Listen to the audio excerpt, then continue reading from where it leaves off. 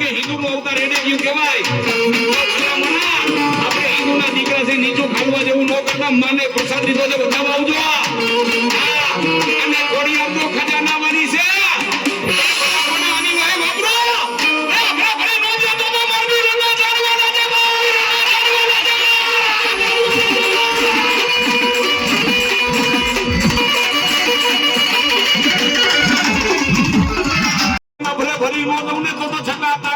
ખોડિયાર નો દીએ